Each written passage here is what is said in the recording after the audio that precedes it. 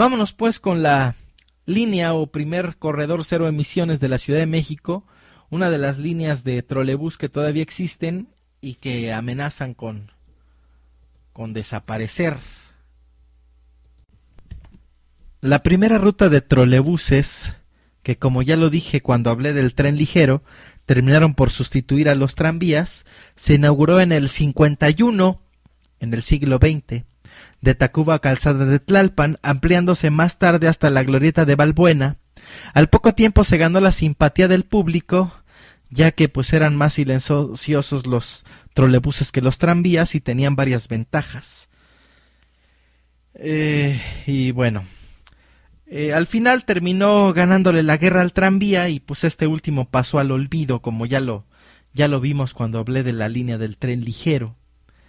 Actualmente la red de trolebuses de la Ciudad de México cuenta con 11 líneas, 2 de las cuales reciben el nombre de Corredor Cero Emisiones, que prestan servicio al Distrito Federal en varios lugares.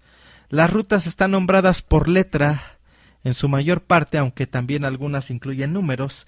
Y bueno, de estas 11 líneas de trolebús, solo voy a hablar de 2, que son los corredores cero emisiones, y en esta ocasión será de la línea A, primer corredor cero emisiones, y solo de estas 2 porque tienen sus paradas e iconos similares a los del metro, metrobús, tren ligero y tren suburbano, del cual hablaré terminando las 2 líneas de corredores cero emisiones. Y bueno, el corredor cero emisiones del trolebús de la Ciudad de México recorre la ciudad de norte a sur y de sur a norte sobre el eje central Lázaro Cárdenas y una parte sobre División del Norte, sobre Avenida Miguel Ángel de Quevedo, y acaba ahí sobre Calzada Tasqueña, usando únicamente trolebuses como medio de transporte. Tiene su origen en la Terminal Central de Autobuses del Norte y como destino la Terminal y Central de Autobuses del Sur, con un total de 33 paradas, y bueno, pues le da servicio a las delegación Coyoacán, Benito Juárez, Gustavo Amadero y Cuauhtémoc en un rango de 36 kilómetros. En contraflujo, la línea recorre desde la avenida Ferrocarril Industrial hasta el circuito interior Río Churubusco, y en carril confinado en el resto de la ruta y en sentido opuesto. El color de la línea es verde pasto y bueno, pues las obras para la rehabilitación del eje central para darle cabida al corredor cero emisiones iniciaron el 30 de marzo de 2009 para inaugurarse el 1 de agosto del mismo año. Originalmente el corredor tendría una ciclopista y sería el primer corredor que usa bicicletas como medio de transporte. Los 2 carriles confinados se encontrarían en el centro y tendrían concreto hidráulico. Sin embargo, debido a la crisis económica, pues se tuvo que optar por un proyecto más económico. Y bueno, debido a esto, yo hace unos días, comentaba con mis compas mis razones por las que yo no estoy de acuerdo en que dejemos de pagar impuestos. Yo creo que tenemos que pagar más impuestos, o al menos los mismos impuestos, siempre y cuando pues haya varias premisas que me garanticen un buen uso de ellos. Y bueno, de eso hablaré en algún momento. Regresando al tema, bueno, la línea 1 o el corredor cero emisiones 1 tiene la particularidad de que, a diferencia de todas las demás, de ida son unas estaciones y de regreso algunas cambian. Y bueno, pues ahorita solamente trataré de ida de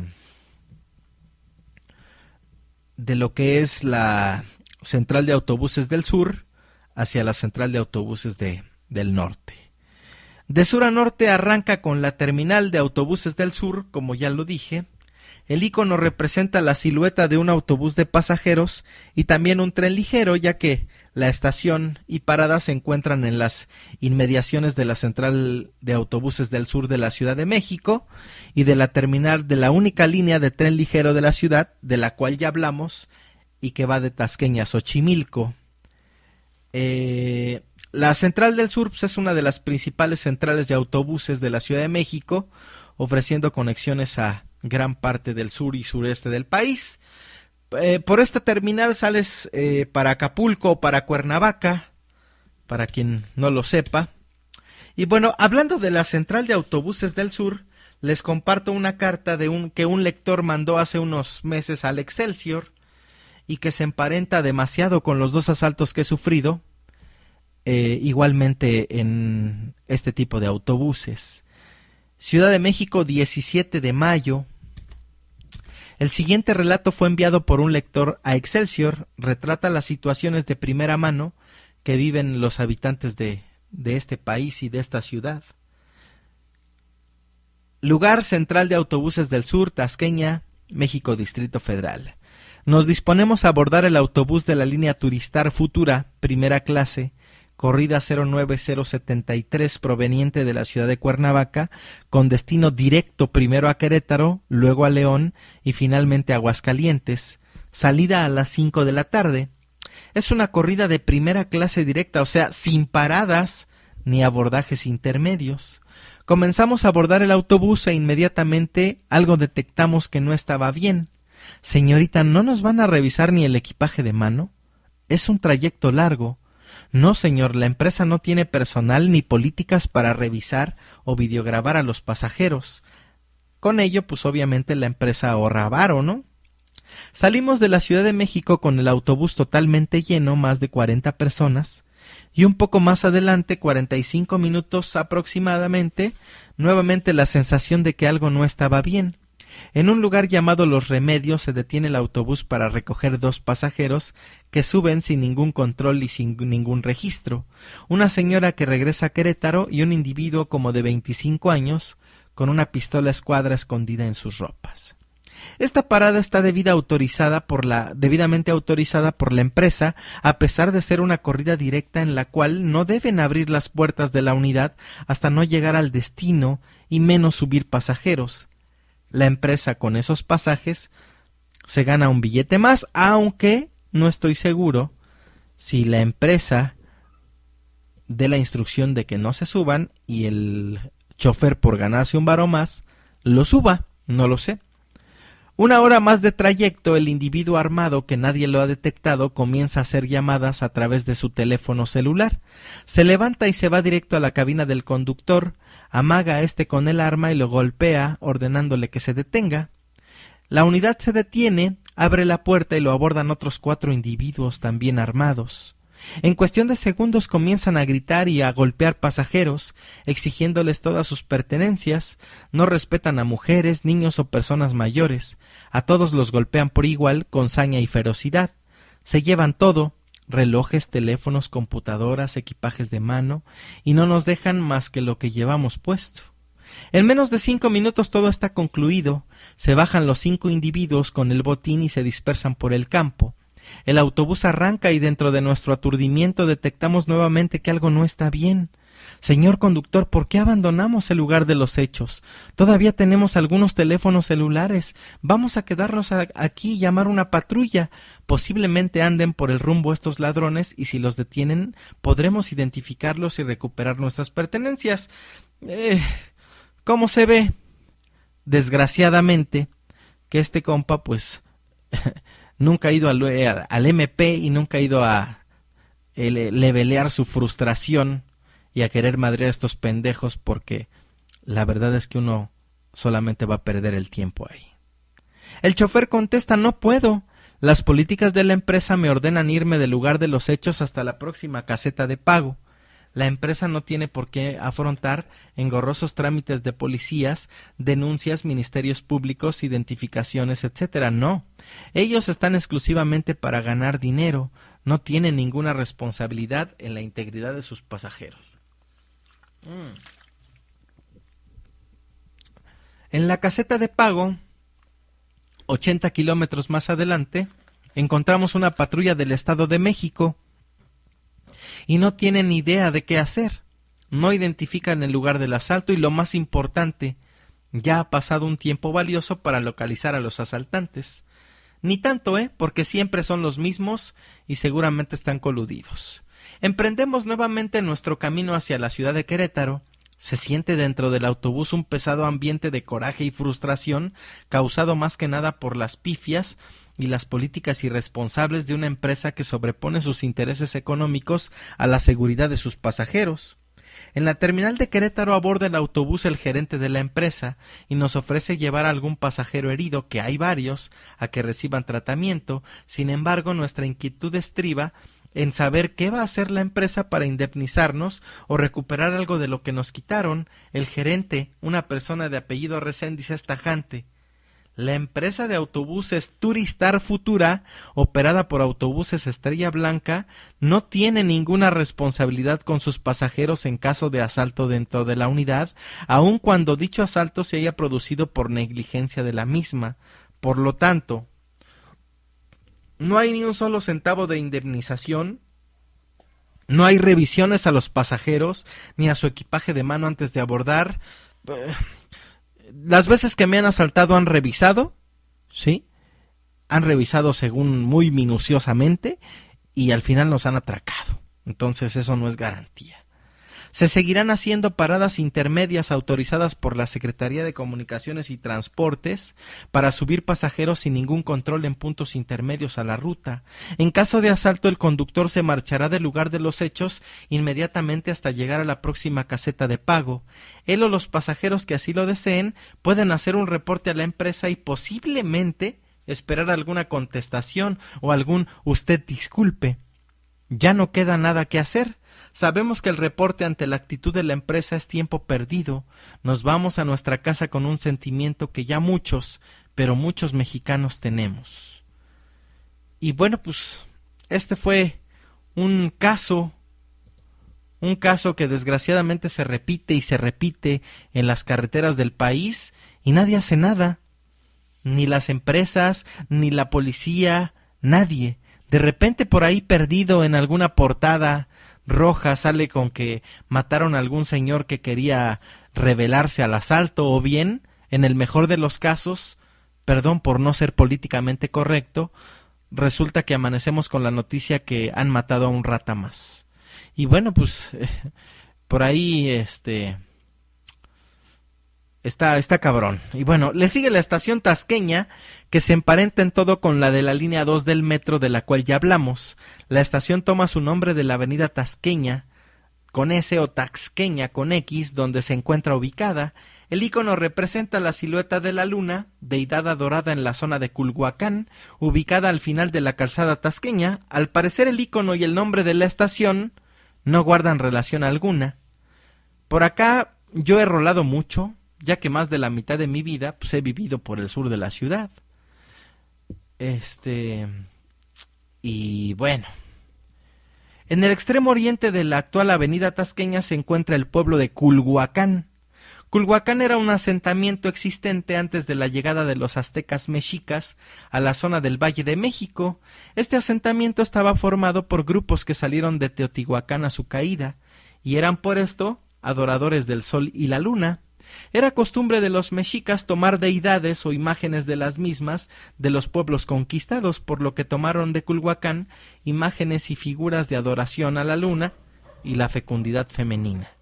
En cuanto al nombre de la avenida, Tasqueña es el gentilicio de Tasco, Tasco de Alarcón, náhuatl, tlachi, o juego de pelota, lugar donde se juega juego de pelota, o lugar del juego de pelota. Es una ciudad ubicada en el estado de Guerrero. Es uno de los centros turísticos más importantes de dicho estado y por su belleza arquitectónica es considerado por la Secretaría de Turismo de México como un pueblo mágico. Ah, cabrón, eso no lo sabía. Tasco es el centro minero más antiguo del continente, motivo por el cual es conocido por sus minas de plata, las cuales existen desde la época de la colonia. Y bueno, pues pueden caerle. Dicen que en Tasco la plata es muy barata. Y bueno, le sigue la estación División del Norte, que comparte icono con la estación del metro de la línea 3 del mismo nombre. Ignacio Zaragoza sobre un caballo. La estación Irlanda es una parada del que es la que le sigue a División del Norte. ubicada en la intersección de la avenida División del Norte y la calle Irlanda, de donde toma obviamente su nombre. El icono representa un trébol, imagen asociada con la República Irlandesa. Y bueno, le sigue la estación Xicoténcatl, con la efigie de una mujer. Enseguida la estación Churubusco, con el icono de un clavadista entrando al agua y unos aros olímpicos identificando a la alberca olímpica, que está justamente aquí, recinto inaugurado para los Juegos Olímpicos en las Olimpiadas de México 68, ¿no? La estación Ajusco se ubica en la calle, en la avenida Ajusco, y obviamente el eje Lázaro Cárdenas. Su icono representa la silueta de dicho volcán. El Ajusco pues, es un volcán extinto al sur de la ciudad y es la cima más alta del Distrito Federal, encontrándose en la delegación Tlalpan. Ajusco significa floresta de aguas, del náhuatl atl, agua, xochitl, flor, florecer, y co, ¿dónde? La estación Popocatépetl se encuentra en ambos sentidos de la ruta, en la intersección del eje Lázaro Cárdenas y el eje 8 Sur, por donde va a correr la línea 12 del metro, que en cuanto ya esté bien definida, vamos a hacer también su recorrido. El icono representa la silueta del volcán del Popocatépetl, que es un volcán activo, localizado en el centro del país, en los límites territoriales de Morelos, Puebla y México, y se localiza a unos 55 kilómetros al sureste de la Ciudad de México. Sigue la estación Emiliano Zapata, parada ubicada en la esquina de Eje Central y el Eje 7 Sur, Emiliano Zapata. El nombre de la avenida y la parada se referencia pues al general Emiliano Zapata, que luchó en la Revolución Mexicana, que al final luchó a lo puro pendejo, porque hoy todas las causas por las que luchó están sepultadas. Y bueno, le sigue la estación Municipio Libre. Cerca de aquí está el Parque de los Venados y el Hospital del Seguro Social, donde mi hija y un servidor nacimos. La estación Santa Cruz, el icono es una cruz sobre lo que parece ser una lápida. La estación Independencia, ubicada en la esquina del Eje Central y el Eje 6 Sur Independencia. El icono muestra la silueta del monumento a la Independencia, comúnmente conocido como el Ángel, y es donde toda la perrada va a festejar los triunfos de su selección. Y esto es un error cometido por el sistema de transportes eléctricos, ya que nombraron dos paradas Independencia, a pesar de estar alejadas por más de 6 kilómetros, la primera en el centro de la ciudad, y pues la segunda esta de la que les hablo, ¿no? Bueno, sigue la estación Kif, se encuentra en la esquina de Eje Central y la calle de Kif. El icono muestra un tintero y pluma de ave usada para escribir antes. La calle se encuentra en el barrio Segunda del Periodista, adyacente a la colonia Independencia.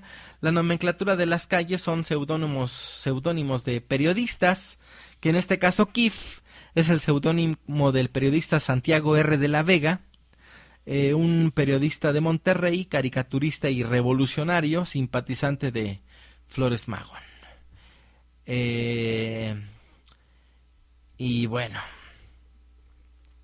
la estación Ramos Millán fundó la Comisión Nacional del Maíz, este cabrón, Ramos Millán, por orden del presidente Miguel Alemán. El logo es una especie de búho, como haciendo referencia en su estructura a una mazorca de maíz, o así al menos lo veo yo.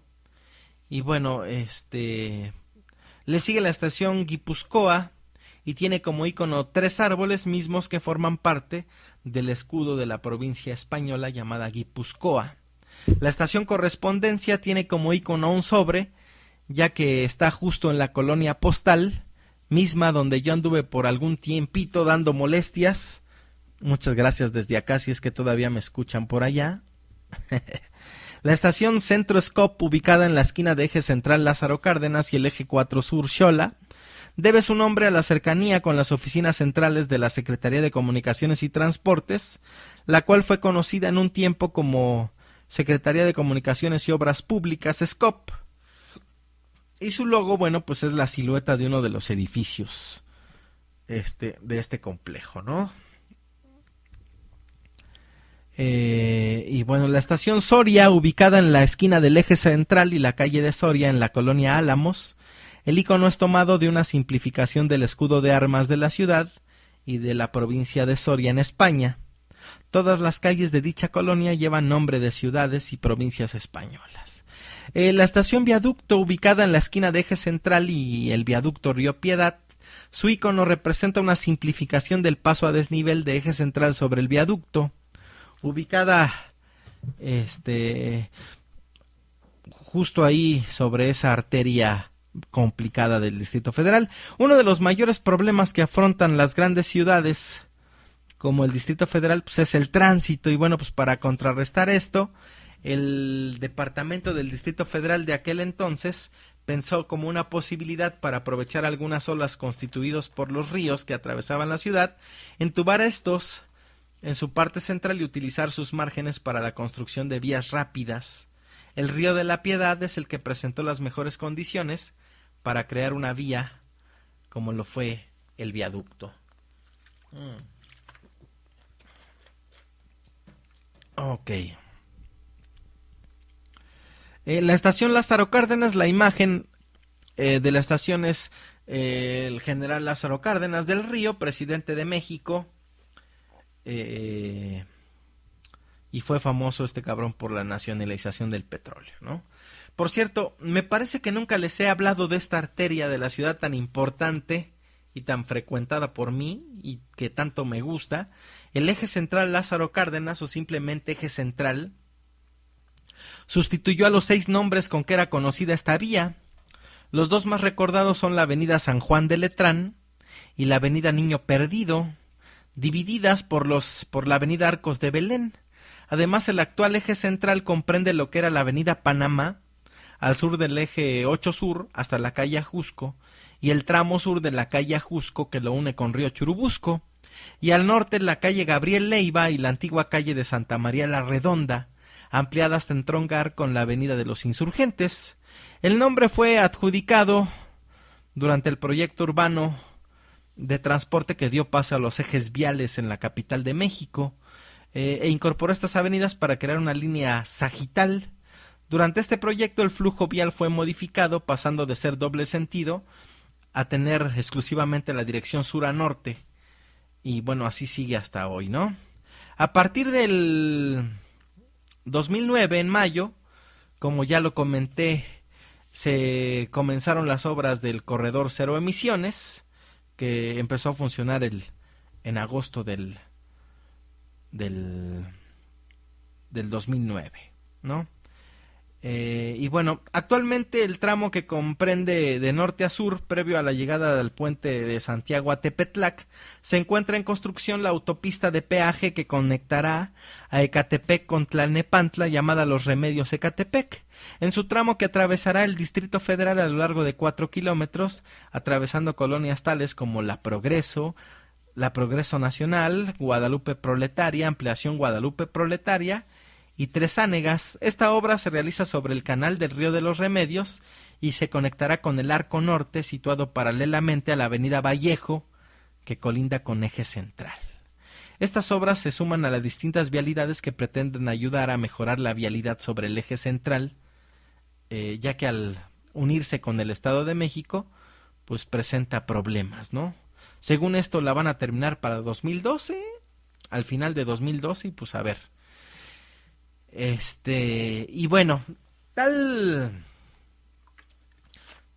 calle se llamaba o era conocida como Niño Perdido debido a una leyenda que anda por allí circulando en la red. Chéquensela, la calle del Niño Perdido, seguramente que les resultará interesante. La estación obrera, la imagen de la estación es la silueta de un casco de protección industrial enmarcado con 2 engranes. La colonia obrera, cuyo trazo se inicia a principios de siglo, se caracteriza por la utilización del pancupe en sus manzanas, esquinas recortadas en triángulo. Los lotes fueron adquiridos por artesanos de la época y por uno de los sectores políticos y sociales más importantes de nuestro país, por los obreros, y pues de ahí el nombre de la de la colonia. La estación Manuel José Otón, una colonia, una calle ahí por la colonia obrera. Este cabrón fue un poeta, dramaturgo y político mexicano que perteneció por ahí a los movimientos literarios románticos y modernistas, ¿no? El ícono pues, es una especie de hoja donde se supone está escrito alguno de sus poemas. La estación Alfredo Chavero, también un poeta y político. La estación Doctores, ubicada en la colonia Doctores, y pues que comparte ícono con la estación de línea del metro de la línea 8, me parece. La colonia de los Doctores, misma colonia en la que yo viví, gracias a mi amigo Dylan, que me hizo favor de darme posada por ahí de un año. Esta se llama así debido a que todas sus calles tienen nombres de médicos destacados en la historia de México. En 1889, en el siglo XIX, Francisco Lascurain solicitó al ayuntamiento que se le permitiera formar una colonia en el terreno de su propiedad denominado La Indianilla. Una gran porción de terreno fue adquirida por la compañía de tranvías para depósito de sus carros. Habiéndose suspendido la gestión de Lascurain, el expediente correspondiente se extravió. Posteriormente, el 26 de diciembre de 1889, se aceptaron las condiciones propuestas y oficialmente se le llamó Colonia Hidalgo, pero se le conoce con su nombre actual en virtud de que sus avenidas y calles están dedicadas a médicos. Las primeras casas al norte de esta colonia se construyeron en tiempos del virreinato, aunque en la actualidad ninguna de ellas existe ya. Antes de la urbanización de esta zona se encontraban ahí los talleres y corrales de la compañía de tranvías jaladas por mulas. Y bueno, pues eso es un poco de la historia de la colonia Doctores. La estación Fray Servando, con el icono de dicen que era un héroe de la independencia, de la cual ya hablé cuando mencioné la estación del metro homónima en la línea 4 del metro. La estación José María Izazaga, lugar donde se encuentra la avenida del mismo nombre, que en un tramo también se conoce como Arcos de Belén y en otro se convierte en avenida Chapultepec.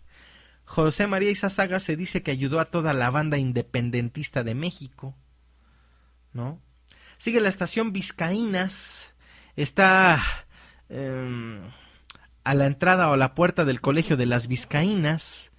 El Colegio de las Vizcaínas se ubica en Plaza de las Vizcaínas número 39 y guarda dentro de sus muros y alrededor de ellos historias dignas de un edificio de esta importancia.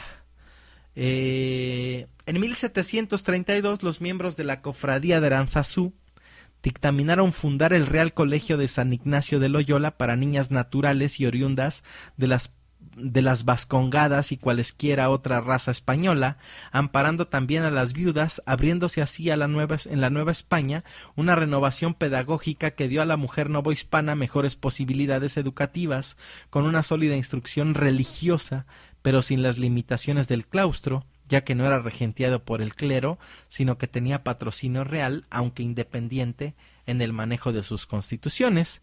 Hacia 1730, el rector de la Universidad Real y Pontificia, don José de Guiara y Eguren, defensor de la cultura hispanoamericana, rigió a la cofradía. Sus principales benefactores fueron los acaudalados caballeros Manuel de Aldaco, Ambrosio de Meave y Francisco de Cheveste, que dieron su nombre a algunas calles cercanas, ¿no? El 31 de julio de 1734 se colocó la primera piedra a manos de don José Antonio de Bizarrón y Eguerrieta, virrey, capitán general de la Nueva España y arzobispo de México, aunque la inauguración no se hizo oficial hasta después de salvar las diferencias entre la mitra y la cofradía. En 1767, desde esa época, ha funcionado a pesar de las vicisitudes del país, siendo rector el novohispano don José Ignacio de Guraya, que hasta la fecha sigue laborando en la institución. El Real Colegio de San Ignacio de Loyola es conocido popularmente como el Colegio de las Vizcaínas, inaugurado como una institución educativa independiente y laica que asiste a doncellas y viudas sin los recursos necesarios para asegurar su educación, honestidad y buenas costumbres. Habrá que ver qué es eso de buenas costumbres. Las educandas tenían edades que fluctuaban de 4 a más de 60 años, lo que abatían mucho el sentimiento de orfandad, ya que las señoras mayores tuvieron una función de madre sustituta. Se impulsaba entre ellas la cultura musical, donde se les enseñaba el órgano, el clavicordio, el órgano masculino, espero que no, la flauta y el bajón, entre otros instrumentos. Algo curioso es que durante la guerra entre México y Estados Unidos, el colegio sirvió como cuartel de los invasores, y poco después, cuando entraron en vigor las leyes de reforma, que incautaron universidades, escuelas y todo tipo de instituciones atendidas por el clero, el gobierno no pudo expropiar el plantel por ser independiente. Otro hecho es que cuando la guerra de intervención francesa, el colegio cedió parte de su edificio para instalar ahí un hospital militar. En el Porfiriato se estableció como escuela normal con estudios oficiales, hasta que de nuevo estuvo en peligro de perder su autonomía tras derrocar la revolución a Porfirio Díaz, arribando al poder Álvaro Obregón y Elías Calles, que pretendían expropiar el colegio. Las vizcaínas ha sido considerado por las autoridades educativas oficiales como símbolo y baluarte de la feminidad mexicana. Originalmente se pensó construir el colegio sobre la calzada del Calvario, la que hoy conocemos como Avenida Juárez, pero se les concedió un terreno de 150 por 154, que era parte del tianguis del barrio de San Juan, donde se encargó su fábrica al arquitecto don José Rivera.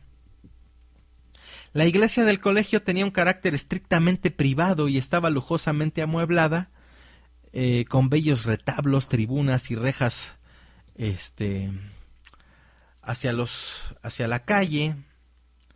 Hasta 1771 se realizó la portada del templo, con 3 esculturas: San Ignacio de Loyola al centro, San Luis Gonzaga y San Estanislao de Kostka a los lados. Su edificio es de estilo barroco resolutivo, la transición del barroco al neoclásico, con fachada de tezontle y cantera, barandales de recio hierro en los balcones y el interior, y ocupa la totalidad de la manzana, limitada por la calle de las Vizcaínas. Al norte Manuel Aldaco, al oriente la plaza de las Vizcaínas, al sur la calle de San Ignacio y al poniente. Contiene 11 patios interiores, abundan las curvas y las cornisas, el estilo churrigueresco, y da paso a 5 retablos dorados y un coro con uno de los pocos órganos de esa época que todavía actualmente están en servicio. El edificio presenta actualmente un aspecto sobrio por los grandes parámetros recubiertos de tezontle, apenas cortados por los vanos y los contrafuertes de cantera, aunque su aspecto debió ser diferente cuando la cantera estaba policromada en colores brillantes. Dicha policromía, pues se ha perdido con los años, con los siglos. Su riqueza artística se refleja en los retablos mayormente eclesiásticos. Hay por ahí una imagen de la chingada Virgen. Cuenta con un importante archivo histórico que preserva su historia y tradición, resguardando documentos desde el siglo XVI hasta nuestros días, con información para el conocimiento de la historia de la educación femenina en México. Ahí se encuentran los documentos relativos a la administración, instrucción y vida colegial. Josefa Ortiz de Domínguez, principal personaje independentista femenino, estudió en el Colegio de las Vizcaínas. Hija de españoles de clase media, quedó huérfana muy niña, quedando a cargo de su educación su hermana María, quien la ingresó al Colegio de las Vizcaínas, ¿no? Y pues hablando un poco de la educación que aquí se impartía, pues muchas de las mujeres que fueron discriminadas desde aquellos días, pues fueron educadas en esa misma sensación de opresión y censura. Así que pues está chingón todo lo que pasó, toda la historia.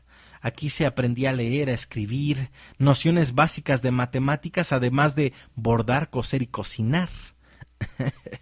Entonces, en términos históricos está chingón, pero la verdad es que no, la educación no era como nos hubiera gustado que fuera. Por estas calles había una vecindad donde vivió el enmascarado de oro, el solitario, ¿no?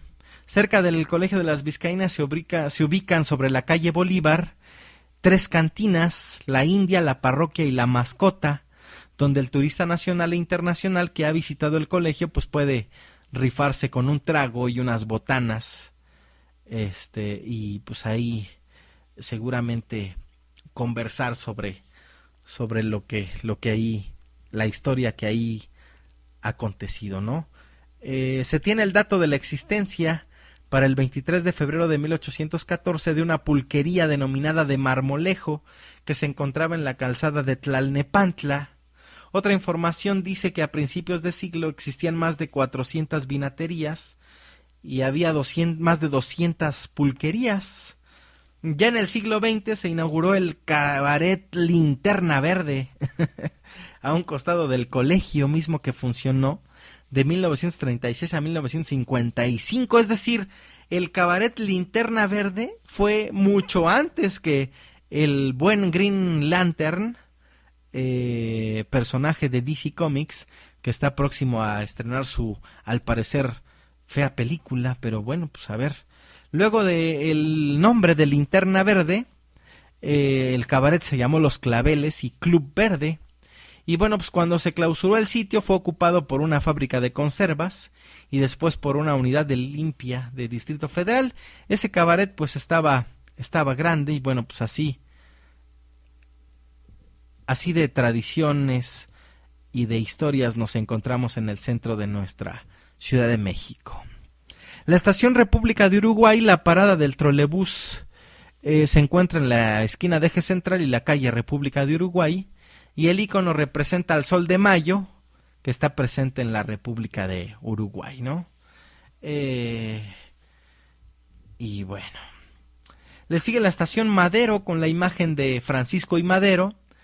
Esta es una de las principales vías de acceso al centro histórico de la ciudad.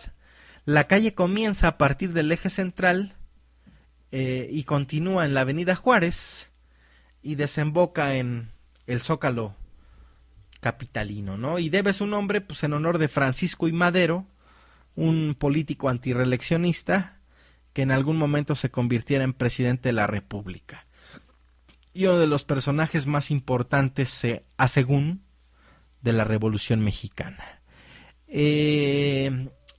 La calle siempre ha sido una de las vías más concurridas y transitadas desde la colonia y su trazo, bueno, pues se le debe al español Alonso García Bravo, por lo que es además una de las primeras calles en ser trazadas sobre la nueva ciudad española, sobre las ruinas de la antigua ciudad prehispánica, México Tenochtitlan.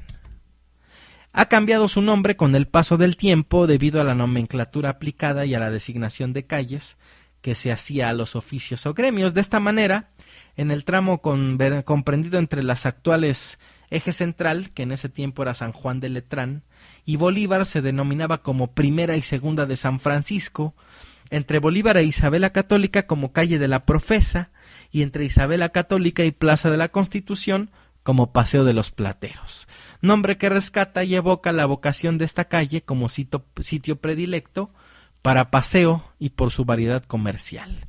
El nombre de Plateros se puso en honor ¿a quién creen? A un santo, sí, Santo Cristo de los Plateros. Y bueno, el nombre que hoy conserva pues le fue puesto por Francisco I. Madero el 8 de diciembre de 1914. Son ejemplos de la casa del Marqués de Jaral del Berrio, hoy conocida como Palacio de Iturbide, que fue hotel después de ser residencia de Agustín de Iturbide, y hoy en día pues es propiedad de Banamex, propiedad de Carlos Slim, y es usado como recinto para exposiciones como Palacio de Cultura Banamex. Está la casa de don José de la Borda y la casa de la condesa del Valle de Orizaba, mejor conocida como Casa de los Azulejos, donde está un Sanborns. Nunca vayan a Sanborns, está bien culero, la comida está del asco. Así como el convento de San Francisco de Asís, el primero y más grande en todo el continente americano. De la misma época virreinal se encuentra el Templo de la Profesa, o Casa Profesa de la Compañía de Jesús, y también un tiempo fue ahí la Catedral Metropolitana, ¿no? Así como aún subsisten edificios virreinales y coloniales, también aquí se levanta uno de los más emblemáticos edificios de toda la ciudad, del cual ya hablé en algún podcast, la Torre Latinoamericana, construida en los 50s. También en parte de lo que fue el convento se halla el edificio High Life, hoy es sede del Museo Nacional de Arte, ¿no?